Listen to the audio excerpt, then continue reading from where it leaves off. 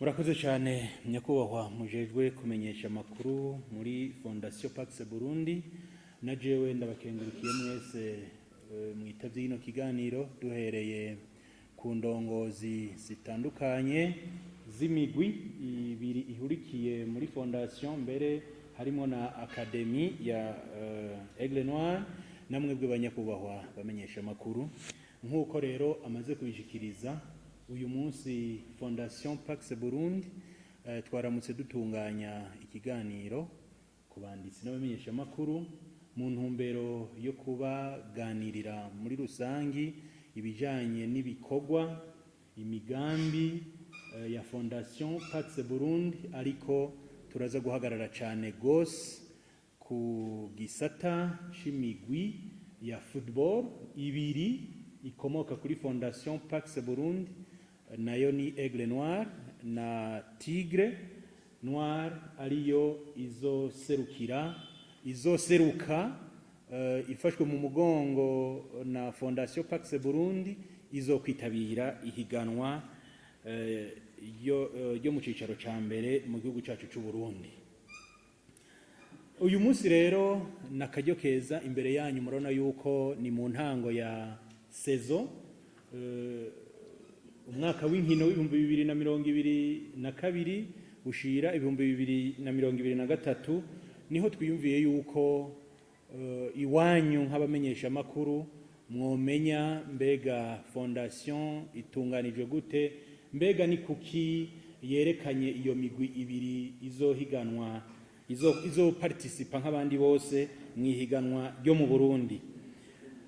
Rero Fondation Pax Burundi tutatevye ni Fondation abantu benshi bamaze kumenya kubera ibikorwa imaze kurangura. Aha nagomba kubabwira yuko Fondation Pax Burundi ahanini imigambi yose duhava tubashikiriza ihagaze cyane mu guha novuga akaryo cyangwa gushigikira, gufasha ugwaruka rufise impano. Niho ibikorwa bya Fondation bihagaze, ni mugwaruka rufise impano bifuza kwerekana izo mpano. Rero Fondation igaheze ikabafata mu mugongo kugira ngo umwe wese icyo ashoboye mu gisata ciwe aheze acerekane bitagoranye. Fondation Pax Burundi imigambi yayo kandi irahagaze cyane gose ku ndero, kuri discipline. Ngira ngo turaza kubigerako. Aho niho noba ndagera kugira ngo mwumve mbega Fondation ivyirangura byose bihagaze kuki. Bihagaze ahanini kuri ivyo bintu bibiri.